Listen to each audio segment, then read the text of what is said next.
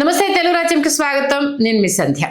మామూలుగా అంటే job calendar అంటే ఒక లైఫ్ సంబంధించి గవర్నమెంట్ జాబు వస్తే సేఫ్ సెక్యూర్, అది ఏ సర్వీస్లో అయినా సరే.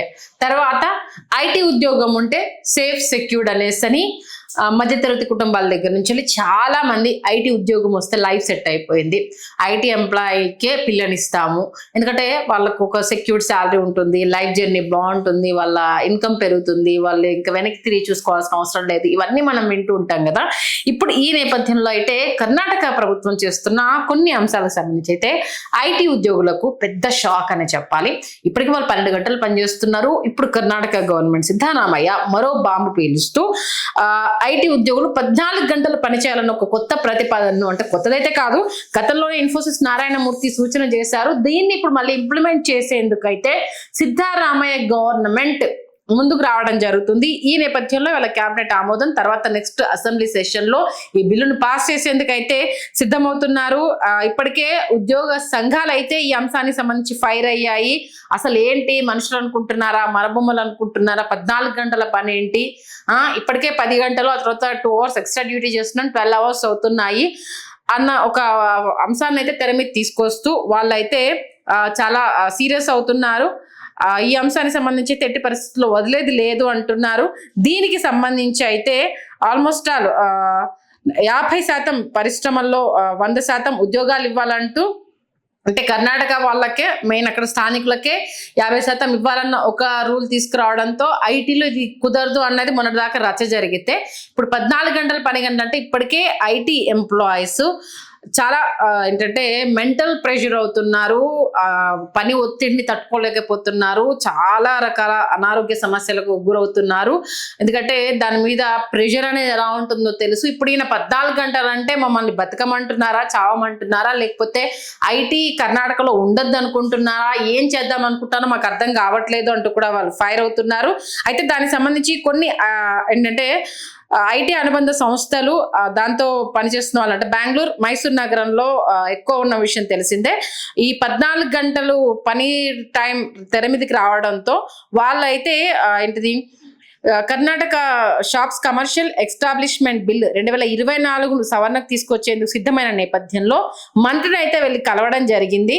ఇప్పటికే 10 గంటలు పనిచేస్తున్నాము, 12 గంటలు పనిచేస్తున్నాం, 10 గంటలు వర్కింగ్ అవర్స్, 2 hours ఎక్స్ట్రా వేతనం మీద పనిచేస్తున్నాం. అయితే ఇప్పుడు వీళ్ళు తీసుకొచ్చిన దాంట్లో ఏంటంటే ఎక్స్ట్రా వేతనం లేకుండా 12 గంటలు 10 గంటలు ఇంకో 2 గంటలు ఎక్స్ట్రా 14 గంటలు తీసుకొస్తుంటే మేము ఏమనుకుంటున్నారు మమ్మల్ని అనేసని ఐటీఎస్ ఎంప్లాయీస్ యూనియన్ మండిపడుతుంది. ఈ బిల్లు తీసుకొస్తే మాత్రము ఐటీ రంగంలో 20 లక్షల మంది ఉద్యోగులు 300 మంది రిజైన్ చేస్తారు, ఐటీ మొత్తం కొలాప్స్ అయిపోతుంది.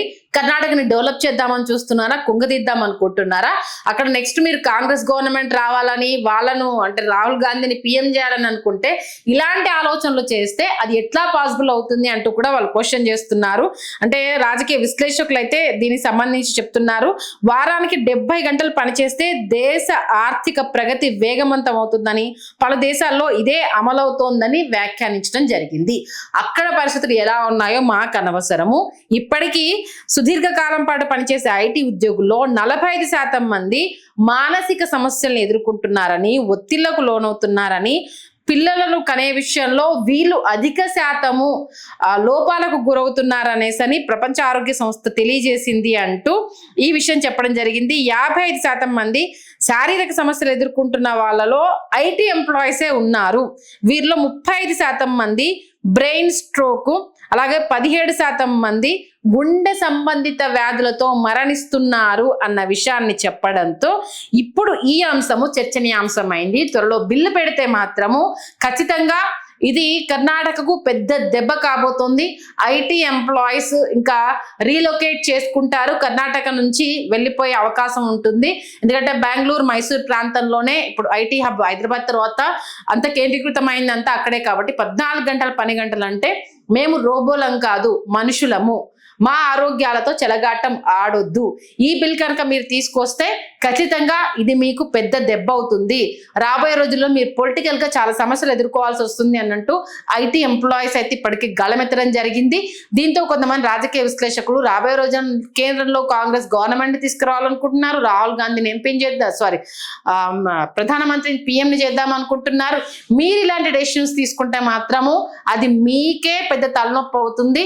మిగతా రాష్ట్రాలకు అది ప్లస్ అవుతుంది. ఇప్పటికే మొన్న 50% కంప్లీట్ అంటే కర్ణాటక వాళ్ళకి ఇచ్చిన తర్వాత మిగతా వాళ్ళకి ఇవ్వాలన్న దానికి సంబంధించి మిగతా వాళ్ళ అవకాశాన్ని అందిపుచ్చుకొని ఏపీ నుంచి వెళ్ళి ఆల్రెడీ లోకేష్ ఒక ప్రపోజల్ పెట్టడం జరిగింది. మిగతా రాష్ట్రాలు కూడా మేము మీకు ఆహ్వానం పలుకుతున్నాం రండి అని అంటే ఇక తూర్పు తిరిగి దండం పెట్టుకోవడం తప్పితే ఇంకేం ఉండదు అంటూ కూడా ఐపీటీ ఫెడరేషన్ వాళ్ళు చెప్తున్నారు. మరి కర్ణాటక గవర్నమెంట్ ఈ అంశానికి సంబంధించి ఎలాంటి నిర్ణయం తీసుకుంటుంది? ఉద్యోగులకు ఊరట ఉంటుందా లేదా వాళ్ళు ఇంకా 300 మంది రిజైన్ చేసి వేరే దేశాలు వేరే రాష్ట్రాల్లో జాబులు వెతుక్కుంటారా ఏంటి అన్నది మాత్రం తెర మీద చూడాల్సిందే. Please do subscribe to Telugu Rajyam channel. Please do subscribe to Telugu Rajyam channel. Please do subscribe to Telugu Rajyam channel. Hi అండి, నేను మీ ఆర్పీని, నెల్లూరు పెద్దారెడ్డి చేపల పులుసు ఓనర్ని. మీరు తెలుగు రాజ్యం అనే ఈ యూట్యూబ్ ఛానల్ సబ్స్క్రైబ్ చేసుకుని మంచి మంచి వీడియోలతో వస్తారు. Thank you so much. Hi people, I'm Sonakshi Verma and you please watch Telugu Rajyam and please subscribe to the channel.